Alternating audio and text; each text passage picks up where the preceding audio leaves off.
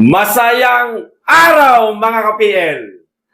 O para po sa mga merong kaunting agam-agam at kaunting pagdududa dito sa isinasagawang Tatay Kami Naman signature campaign na hindi lamang po sa ating bansa ginagawa, maging sa ibang bansa kung saan meron pong mga kaibigan nating DDS, meron pong nangyayaring signature campaign na yan. Yung iba, hindi po nakikilahok dahil meron pong kaunting pagdududa. Inaamin ko, kagaya ko, mahirap na kasi, baka mabudol na naman tayo mga kababayan. Minsan na po tayong nabudol ni Bangag. Kinakailangan po natin magsuri, maigi, bago po tayo makilahok sa pirmahan na yan. Pero ngayon, mga kababayan, eto na po, mismong ang ating pangalawang Pangulo na ho, ang nanguna, pumirma dito sa Tatay Kami Naman signature campaign, baka naman, mga ka-DDS around the world, makilahok na rin po tayo dito sa signature campaign na ito, mga kababayan. Pero, piliin lang po natin talaga ha, yung mga lihitimo, lalong-lalo na doon po tayo sa mga kakilala po natin na mga DDS. Para hindi po tayo mabudol. Baka kasi meron pong gumaya sa signature campaign na ito na ginagawa po ng mga kaibigan nating DDS, mga kababayan. Magsagawa din sila na pirma-pirma na yan. At yung pirma ay gawin po nilang kalokohan, hindi natin alam kung kanino nila isusumite, mahirap na po, baka magamit pa ho ito mga kababayan dito sa itinutulak ng Marcos administration na charter chain. Mahirap na po, baka magamit po yung ating pirma. Kaya suriin po nating maigi. At yun po ang dahilan. Nagsuri ho tayong maigi para wag po tayong mabudol. Pero eto na nga po, panoorin po natin ang video kung saan pumirma na po ang ating pangalawang Pangulo. Okay, pero bago ko po simulan, makikisuyo sa mga hindi pa po nakasubscribe.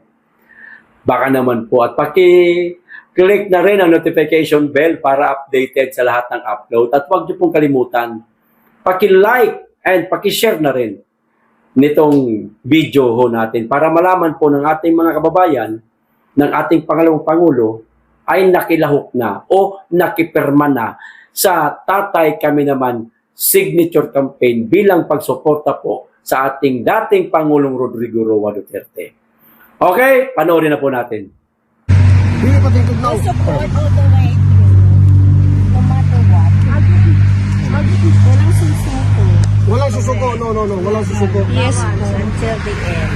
Until the end. Ma'am, niya, isa pa ma'am, no? Grabe ba si mong pagkatao bitaw? Kanang napong ko'y nakita kaniya ka Ayun ang ID number, ma'am. mga taga-Amerika o sa gisulti nila. Thank you so much, ma'am. O sa gisulti naman, pinaanak din sila. Ayan mga kababayan ha, mismong ang ating pangalawang Pangulo, hiningan din po siya ng ID number. Kalakip po doon na sa kanyang pinirmahan na papel para nga dito sa signature campaign na ito. Kung saan man po meron at kailan merong gaganapin na signature campaign po dito sa ating bansa at sa ating mga kababayan naman na mga OFW, kung meron din po dyan sa lugar ninyo, pwede na po kayong makilahok, makipirma. Pero suriin po ninyong maigi kung lihitimo ba itong mga taong nagpapapirma. Lihitimo ba silang mga DDS? Basta iwasan po natin magpabudol uli, mga kababayan, na budol na po tayo. Ngayon, kung meron na pong gaganapin pa na panibagong signature campaign dito sa ating bansa, Luzon, Visayas, Mindanao, malapit po sa inyo, daluhan na po ninyo. Hayaan nyo po at tutulong din po kami mga vlogger na mag-promote kung kailan at saan ang permahan na ito. Kasi para naman po ito sa ating Tatay Digong. Huwag po natin siyang susukuan. Wala pong magsusurrender, ika nga, mga kababayan. Tuloy-tuloy po sa pagkikipaglaban po natin. Lalong-lalo na sa pagsuporta po sa ating Tatay Digong. Okay, dito pa po tayo sa pagbalita. Nakakainis, nakakahiya, nakakalungkot na balita ito, mga kababayan. Pero relax lang po kayo. Wag ho kayong mainis ha habang binabasa ko po ito. Kaya nga, di ba? Kaya nga, no? Umiiwas tayo nung una sa signature campaign na yan dahil ayaw natin na mabudol. Dahil ito po ang mga nangyayari ngayon sa ating bansa. Ako, inaamin ko po yan. Inaamin ko po na nung una, meron pa akong agam-agam, meron akong pagdududa. Pero ngayon, mismong si BP Inday Sara na ang nanguna, magkikilahok na ho tayo. Di po ba? O eto, bagsak ang ekonomiya ng Pilipinas dahil sa anomalya ng flood control. Ayon po ito, mga kababayan, sa World Bank. Naku po, pati World Bank, nasilip na ang anomalya sa flood control project, mga kababayan. At isa, di umano, itong mga problemang ito, itong anomalyang ito na nangyayari po sa flood control project, mga kababayan, ang iniiwasan ng mga foreign investor. Kaya ayaw nila na maglagay o mamuhunan dito sa ating bansa. Nakakahiya. Marcos pa nga.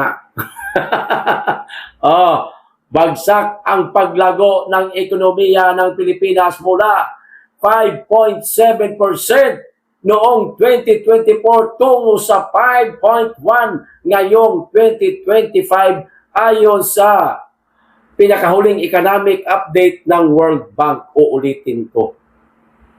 Kailan daw po nagmula? 2024, mayroon pa po tayong 5.7%. Pero ngayong taong 2025, 5.1 na lamang, mga kababayan. Dahil yan sa mga anomalya sa flood control project na nagkaroon po ng kapabayaan ang ating bangag na presidente. Isa sa mga pangunahing dahilan na tinukoy sa ulat ay ang negatibong epekto ng flood control scandal at umano'y malawakang anomalya at katiwalian sa mga proyekto laban sa pagbaha. Ang mga foreigner po, mga kababayan, hindi ho yan sila sanay sa mga pagbaha.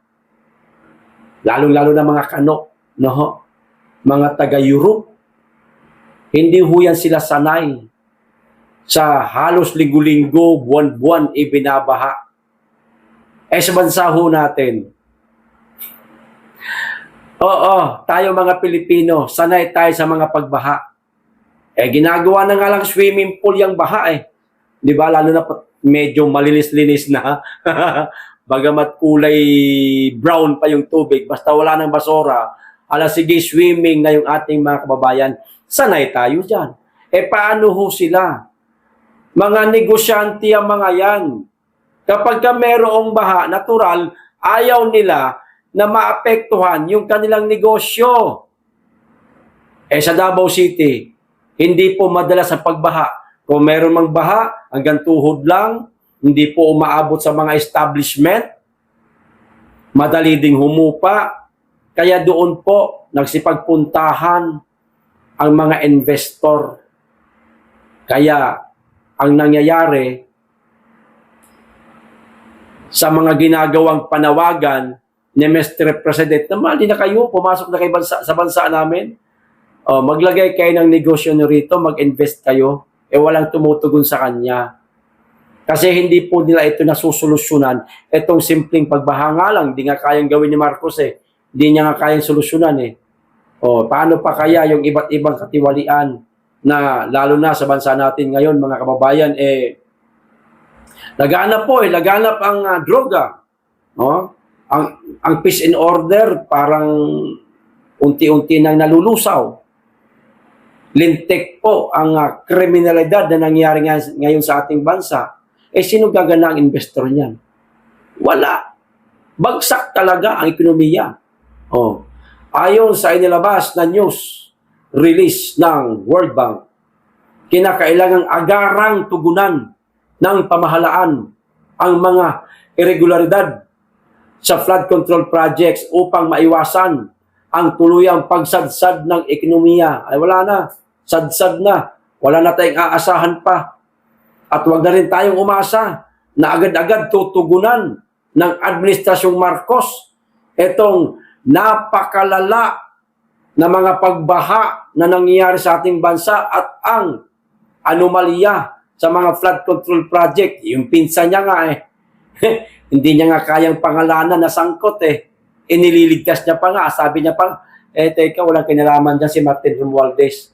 Anak ng tutsa naman, Mr. President. Ginagawa mong tanga ang mga Pilipino. Si Gutesa kumanta. Yung ilang mga kontraktor kumanta na. Si Saldico kumanta na rin. Sangkot si Martin Romualdez, yung anak mo meron ding insertion, bilyon-bilyon ang halaga, at mismong ikaw, Mr. President, sangkot ka rin dahil pinagdalhan ka rin di umano ni Saldico ng limpak na salapi. Mahihirapan talaga na solusyonan ng gobyernong Marcos itong anomalya sa flood control, mga kababayan. Kasi kapag tinutuon niya talaga ang laban dito, gusto niya lahat mapakulong. Madadamay po siya, makukulong din po siya. Ha? Kaya petiks-petiks na lang sila. Si Ping Lacson nga ramdam niya na nga, mga kababayan na parang malabnaw na daw po ang turing ng Palasyo Malacanang sa investigasyon na ginagawa ng ICI. Kumbaga, wala nang pakialam si Marcos. Basta sa kanya na lang, magpondo na lang na magpondo sa ICI na yan. Pero hindi na po sila nakikialam. Di ba? Sino nakapansin? Si Ping Lacson. Napansin niya na. Wala na pong patutunguhan yan. Kaya, tiis-tiis na lang talaga tayo sa susunod na administrasyon kung sino po ang mananalo. Bawi na lang ho tayo ron. At sana kung sino man ang susunod na magiging presidente, bagamat tayo mga DDS, inaasahan natin na si Inday Sara, sana galingan, wagayahin ang administrasyong bangag na mabagal kumilos. Kilala po natin si Inday Sara, napakabilis kumilos niyan. At galit yan sa korupsyon. Paano pag pinag-initan nila si Inday Sara? Wag naman sana mangyari. Ilayo naman sana ni Lord. Tulad nung sinabi ni Atty. Harry Roque, na ang pinaplano na di umano nila ngayon kay BP Inday Sara ay ipagurgor. Dahil ayaw ni Marcos na ang susunod sa kanya bilang Pangulo uli ng ating bansa ay si Inday Sara. Siyempre, natatakot si Marcos na pag si Inday Sara ang maging kasunod niya, siguradong maraming masisilip si Inday na mga anomalyang sangkot siya at maaari niya po itong ikapahamak. Kaya yan ang ayaw ni Marcos. Gusto niya iba, mga makakaliwa, mga dilaw, kasi kayang-kaya niyang kausapin niyang mga yan. At kung di ako nagkakamali, binubusog sila ngayon. Nibangag, mga kababayan. Kaya nga, ang panawagan lang ng mga dilaw Inday Sara resign, hindi Marcos Maliwanag na ang pinangalanan ni Saldico si Marcos na sangkot dito sa bilyon-bilyong nakawan na nangyayari sa ating bansa, pero bingi ang mga dilaw. Di ba? Bingi ang mga makakaliwa. Inday Sara lang ang tinatarget nila. Kasi parehas silang takot na makaupo, maging presidente, ang Inday Sara. Lahat po sila maibabasura talaga. At si Marcos, hahabulin talaga ni Inday yan. Binanggit sa mga ulat na ang kakulangan sa maayos na infrastruktura laban sa baha ay nagdudulot ng pagkaantala sa mga proyekto, pagkalugi ng negosyo, at paghina ng kumpiyansa ng mga mamumuhunan. Yan ang isa sa mga iniiwasan ng mga mamumuhunan, mga kababayan. Kasi bulok ang infrastruktura sa ating bansa, lalong-lalo na sa mga flood control project. Siyempre, takot po silang malugi. Mag-i-invest sila sa bansa natin, hindi po biro ang perang ipapaluwal ho nila para makapagpatayo sila ng negosyo sa ating bansa, malulugi lang dahil sa napakadalas na pagbaha. Yung isang araw, 2 araw, 3 araw na makaranas ng baha, ang isang establishmento na mayroon ng negosyo na pinatatakbo at hindi makapag-ooperate dahil nga may baha 3 araw na, malaking kawalan na po yan sa mga negosyante. Isa po yan ang iniiwasan po nila. Ayaw nila magnegosyo sa bansa natin, hanap na lang sila ng ibang bansang hindi naman po binabaha. Yan ang nakakulungkot, yan ang masakit, mga kababayan, na katotohanan na dapat po nating tanggapin.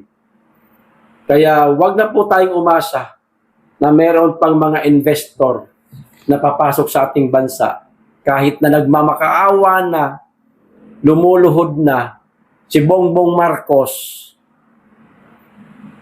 Pumasok na kayo sa amin, mag-invest na kayo, walang mangyayari. O ito pa isa. Nako. Balingag na talaga itong presidente natin, mga kababayan, no? Sa bagay, matagal naman na sa balingag. Bangag pa nga, hindi lang balingag. Eto, Pangulong Marcos, ipinag-utos na dapat, naku po, maghanda ang Pilipinas sa pagkikipagdigmaan. Naku po, kita nyo na, hanggang 30 araw, mga kababayan. Handa na ba ang mga Pilipino na makipagdigma sa kung sino mang bansa ang nais tayong digmain? Ako, hindi ako handa. Sigurado ko, yung ating sandatahang lakas, sinasabi lang nila na handa kami. Sinasabi ni Browner na isa daw ang mga kasundaluhan sa Pilipinas sa mga pinaka magagaling na sundalo sa buong mundo. Anhin mo man yung galing, General Browner at Bongbong Marcos, kung wala tayong kagamitang pangdigma. Anak ka ng tutya. Yung ibang bansa, libo-libo ang bilang ng kanilang mga missiles. Tayo, meron ba? Ewan ko lang, kung ni isa yata, wala yata tayo Meron mang nasa ating bansa ngayon, hindi naman po atin yan. Sa Amerika yan eto pa. Ibinahagi ni Marcos Jr. ang kanyang kautusan. Eto, nag-utos na talaga siya sa AFP na maging handa, naku po, na depensahan ang Pilipinas ng 20 hanggang 30 araw. Ito yung mga sinabi ni Browner, mga kababayan. Ngayon, maliwanag na po sa atin. Hindi lang pala galing yun kay Browner, kundi iniutos pala yun mismo ni Bangag na Browner, ito ang sabihin mo, na kaya natin makipagdigma ng 20 araw hanggang 30 araw bago dumating ang mga kaalyado nating bansa. Kay Marcos po galing. Hindi po galing yun kay Browner. Tuta talaga itong si Browner. Kung ano ang iniuutos sa kanya ng bangag na presidente, mga kababayan, yun po ang sinusunod at sinasabi niya sa mga interviewing dinadaluhan niya. Kaya, kakatok pa ba tayo sa AFP para hingin ang suporta nila para sa ating mga kababayan na ngayon ay nag-iingay sa iba't ibang bahagi ng ating bansa sa pamamagitan ng pagrarally? Hindi na po tayo aasa. Wala po tayong aasahan sa kanila, mga kababayan. Dahil hawak na po ni Marcos sa liig ang sandatahang lakas. Yung mga maliliit na ranggo, walang magagawa yan. Maaawa na lang tayo sa kanila. Dahil marami po sa kanila ay hindi na rin po nagugustuhan ang gobyerno ni Marcos.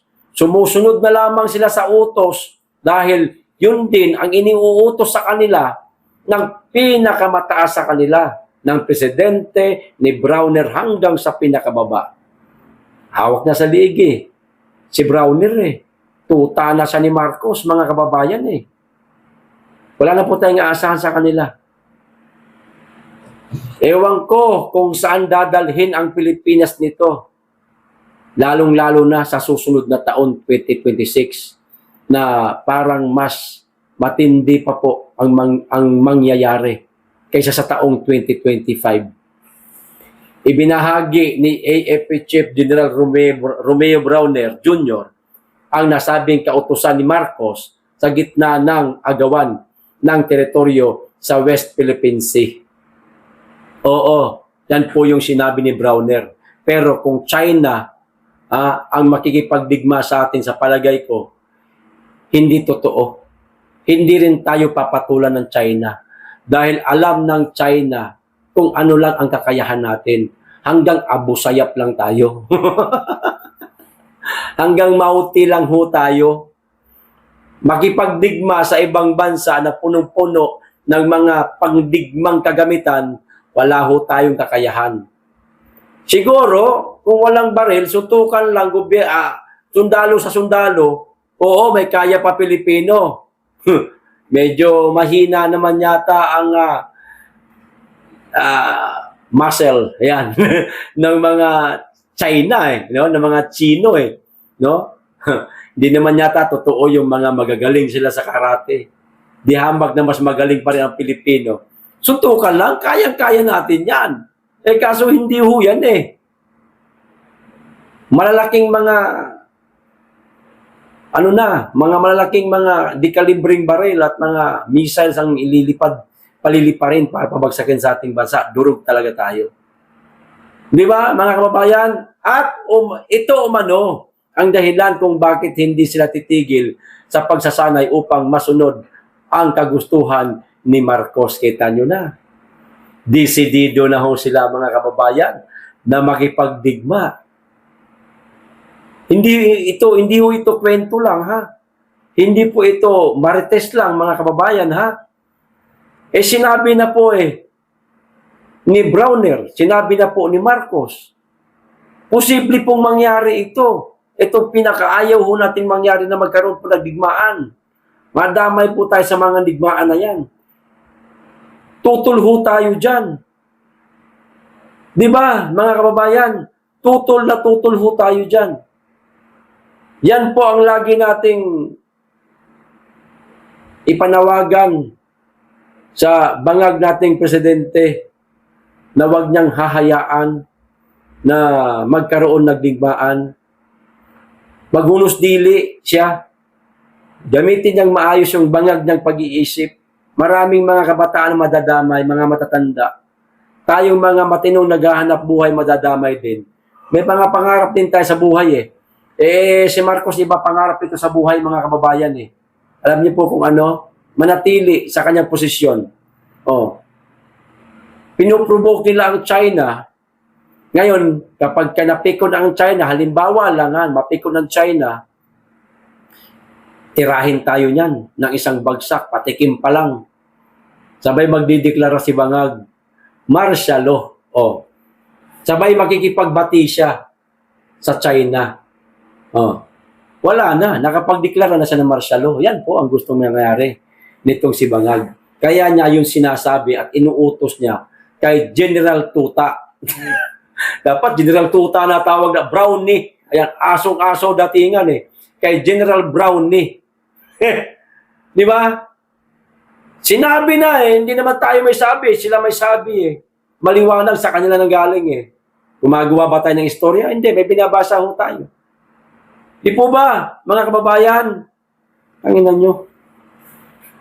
Idadamay nyo kami mga naghahanap buhay, may mga pangarap sa buhay, diyan sa mga kapritsyo ninyo, pagiging ganid ninyo sa kapangyarihan, ayaw nyo ng mga bumaba, mga animal kayo. Buti sana kung magkagira, nariyan kayo, presidente ang nangunguna.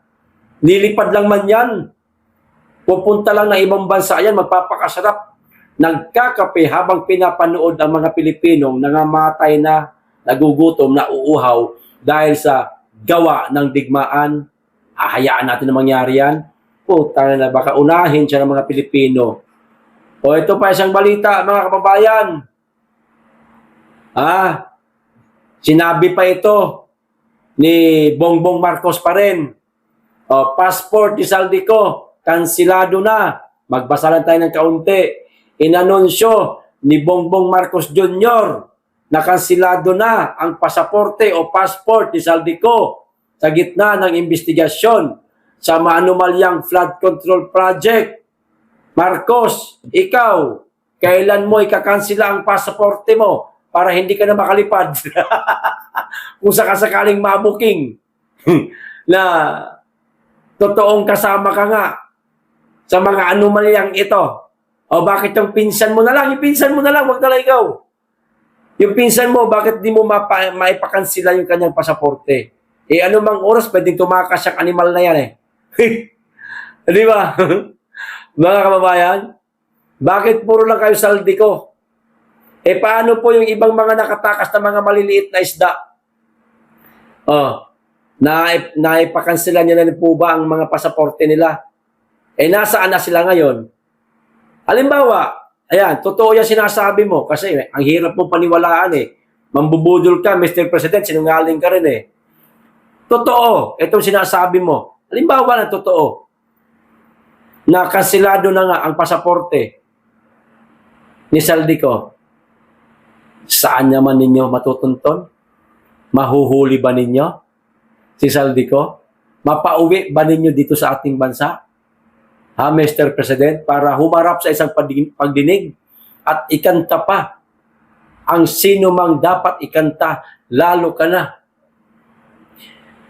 President Bangag, masasakotin nyo ba? Mahuhuli nyo ba? Kagaya ng ginawa nyo kay Alice Go, kay dating Congressman Tevez, mapapauwi nyo ba sa ating bansa? Ayun ang tanong. Parang hindi ho kayo desididong pauwiin siya ng bansa. Wala kayong ginawa, kundi kansilahin lang yung kanyang pasaporte. Pero ewan ko lang kung may ginagawa kayong paghahagilap, paghahanap kay Saldico para mapabalik niya sa ating bansa at managot sa kanyang mga nagawang pagkakasala. O halimbawa naman uli, nahuli na si Saldico na pauwi sa ating bansa. Sumalang sa pagdinig. Mr. President, ikakanta ulit kayo ni Saldico. Papaano yan? Ikakanta ulit kayo. Sasabihin niya sa media. Siyempre gusto niya live stream na investigasyon tulad ng ginagawa sa Senate Blue Ribbon Committee. Ikanta niya po ulit kayo. Bababa po ba kayo sa pwesto niyo, Mr. President? Isa lang naman ang sasabihin ninyo eh. Hindi naman totoo yan. Gawa-gawa niya lang yan.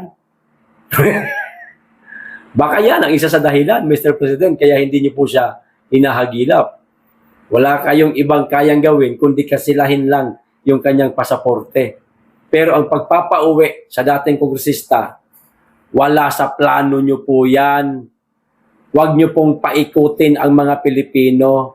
Hindi po pagkansila lamang sa pasaporte ni Saldico ang gusto ng mga Pilipino. Hanapin ninyo. Meron po kayong intelligent fund, Mr. President. Bilyon po ang halaga ng inyong intelligent fund. Gamitin niyo po yan para makabalik ng bansa si Saldico. Managot siya sa mga kasalanan niya. Ikanta niya. Walang iba. Hindi lamang ang inyong pinsan, ang inyong anak, maging kayo mismo. Di ba? Mga kababayan. Di ba? Gusto. Matagal na natin hinihintay yun eh. Matagal na natin hinihintay na pangalanan pa ng iba kung sino pa talaga ang mastermind. Lumabas na sa isang tao mula kay Saldico na si Mr. President, mga kababayan, ay isa sa mga mastermind. Pero Hindi po pinakinggan. Kasi halos po lahat ngayon ay hawak na sa liig ni Bongbong Marcos. Mahihirapan po talaga sa ngayon lang, na tukuyin kung sino ang mastermind. Siguro, sa susunod na administrasyon, hahabulin sila. Pero dahil nga natatakot na yan sila na bumaba sa kanilang pwesto, mga kababayan, at mahihirapan talaga silang bumaba sa pwesto nila. Maniwala ho kayo. Hindi po nila magagawang bumaba sa pwesto nila, mga kababayan. Kasi pag bumaba ho sila, marami pong pwedeng mangyari sa kanila eh. Magkakasuhan, makukulong ho sila eh. Mababawi ulit yung kanilang mga ninakaw. So anong gagawin? Walang ibang solusyon kundi pakikipagdigma ho talaga. Para maipatupad po ang kagustuhan nila na martial law. Yan lang po. Eh sana, huwag payagan o hayaan ng mga kasundaluhan, mga kapulisan na mangyari ito. Kasi masasadlak na naman ang Pilipinas sa kadiliman ng mahabang panahon, mga kababayan. O ba? Ayos, hanggang dito lang. Maraming salamat. Mag-iingat kayong lagi at higit sa lahat, mahalin po natin ang Pilipinas.